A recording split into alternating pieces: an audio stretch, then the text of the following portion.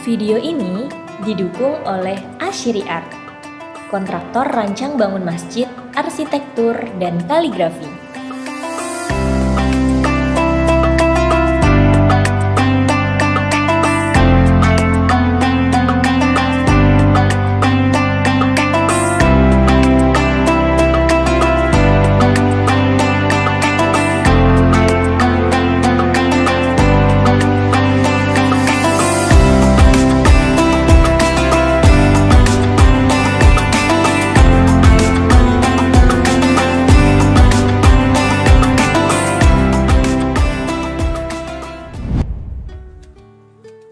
Misalnya Al-Qayyum misalnya ya, nggak baca Al-Qayyum aja gitu.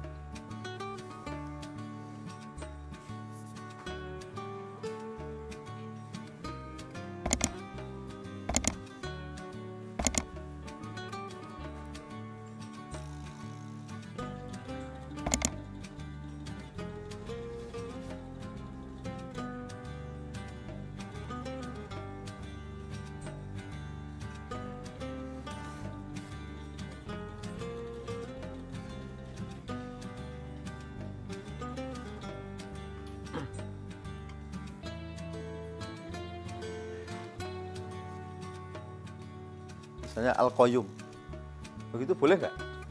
Di kaidah master ada loh, boleh ya? Oke. Nah contoh seperti ini, dibikin gaya ini sebenarnya, gaya ini. Jadi meme ini sudah termasuk otomatis kepalanya.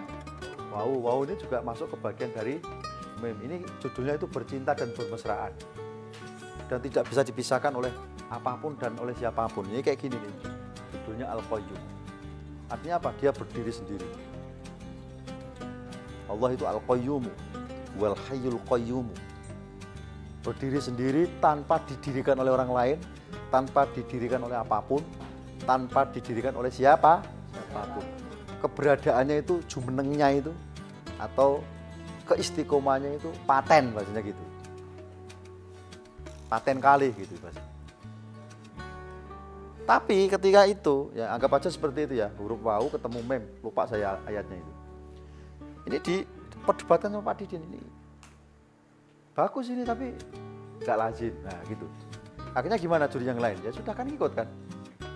Nah makanya berkarya itu carilah komposisi atau pengambilan kaidah dengan memilih yang kira-kira tidak nanti jadi bahan perdebatan antara juri satu dengan juri yang lain. Contoh kayak kemarin kita bikin lomba kaligrafi tingkat ASEAN di PSKaki pas COVID. Meskipun virtual ya, itu perdebatannya sengit itu. Jadi saya, ya kaligrafer yang udah kelasnya nasional ASEAN, saya jurinya, ya sebagai pengasuh PSKI saya juga juri juga. Pak Didin, Ustadz Isep, Pak Atok, dan satu lagi dari Maroko, Ustadz Biled Hamid. Perdebatannya sengit. Ini nggak bisa ini. Ini juara satu ini bisa kembar ini kata Pak Didin. Karena waktu itu ada karya Ustadz Mu'alim sama karya Rizky Arya Pratama. Rizky Arya Pratama ini juga angkatan santri pasaran tahun 2019 ya Mas ya. Angkatan santri pasaran PSKK 2019. Cuman dia fokus koreksian sama Ustadz Mu'alim. Fokus koreksian sama saya. Tidak ikut masuk kelas karena sudah senior. Belajar sama Ustadz Rifki Nasrullah di Bogor. Rifki Nasrullah ini murid PSKK angkatan tahun 2008 sampai tahun 2012, juara satu nasional di Ambon, Rifki Nasrullah itu. Nah, Rizky Arya Pratama ini muridnya Rifki. Rizky Arya di sini tabarukan sama Ustadz Mu'alim, koreksian juga sama saya. Jadi orang itu tiba-tiba muncul juara itu nggak bisa Mas. Pasti ada mata rantai, dia belajarnya.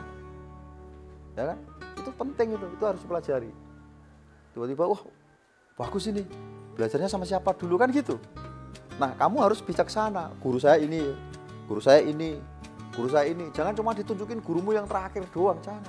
Suladap kamu, itu kamu bisa melukai perasaan gurumu. Saya tuh kalau juara atau saya dapat penghargaan atau apa itu, saya sebut guru saya semua itu, guru saya yang ini. Biar hatinya itu ikut bangga, oh iya ya saya disebut. Berarti dia itu tidak lupa saya gitu loh. Kalau saya komen guru-guru saya pasti saya sebut, ya terima kasih guru saya. Ayahanda Kiai Didin Sirajuddin, guru saya Ustadz Isep Misbah, memang itu guru-guru saya. Kenapa saya harus malu menyebut mereka guru saya? Iya nggak? Kadang santri ini, aduh ya Allah, kadang mohon maaf ini, saya mengingatkan, ini soal attitude, soal moral. Hanya karena dia udah juara internasional, guru-guru yang awal-awal nggak pernah disebut, yang disebut yang terakhir doang. Padahal dia bagus begitu, ada mata rantai ilmunya, Mas. Ini saya ingatkan kepada Anda, jangan sampai terjadi begitu. Soal adab dan saya kan nggak barokah, atau mungkin kurang barokah. Ya, setuju nggak? Kurang berkah, Mas. Kalau guru Anda nggak ridho bagaimana, Mas?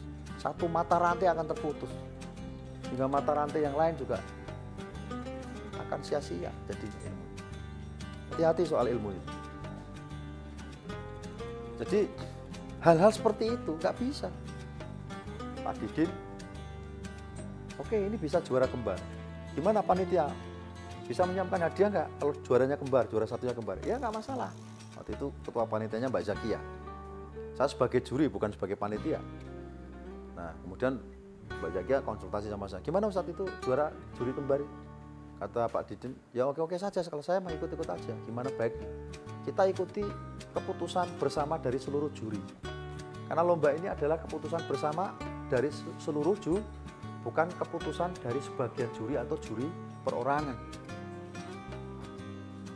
Akhirnya Ustadz Biled, wah nggak setuju, tetap bagus ini. Arya Pratama bagus. Mu'alim ini kurangnya di sini. Gimana yang lain sepakat? Sepakat. Saya juga sepakat. Ya sepakat. Ada beberapa kekurangan Ustadz Mu'alim.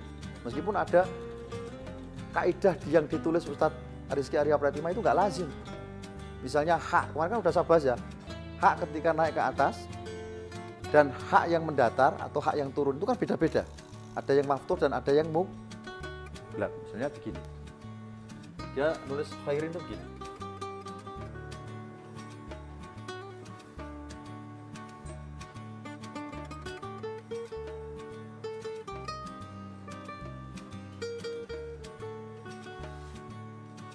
Ini kira-kira memancing perdebatan nggak kira-kira? Tulisan seperti ini. Memancing perdebatan, kenapa? Karena ini posisinya naik ke atas. Harusnya muglak yang bentuknya seperti ini tadi. Nah. Tapi ditulis sama Rizky Arya Pratama, ditulis seperti itu. Akhirnya perdebatan benar. Saya juga debat, oh ini nggak boleh kaidah seperti ini. Di karya-karya master itu nggak lazim dipakai seperti ini. Ada beberapa master yang sekarang, yang master-master sekarang itu pakai begitu. Tapi di Hasim nggak ada. Di Sauki pun tidak, nyaris nggak ada. Ya, nyaris tidak ada. Ada beberapa karya tapi kayaknya jarang dipakai gitu oleh jadi rujukan master-master itu jarang sekali. Artinya itu menjadi sumber perdebatan. Tapi juri akhirnya memutuskan bahwa memang goresannya, komposisi susunannya lebih baik dari yang juara 2, Ustadz Mu'alimin waktu itu. Nah, akhirnya kan disepakati kan oleh berapa juri tadi? 5 juri termasuk saya sepakat tanda tangan bahwa ini adalah kesepakatan 5 juri, seluruh juri dalam kurung, bukan sebagian atau perorangan dari juri. Jadi lomba kaligrafi ASEAN bukan mentang-mentang saya PSKQ, waduh, ya toh? Saya pimpinan PSKQ ini, saya presiden PSKQ, wah Mu'alim juara 1, nggak bisa begitu Mas.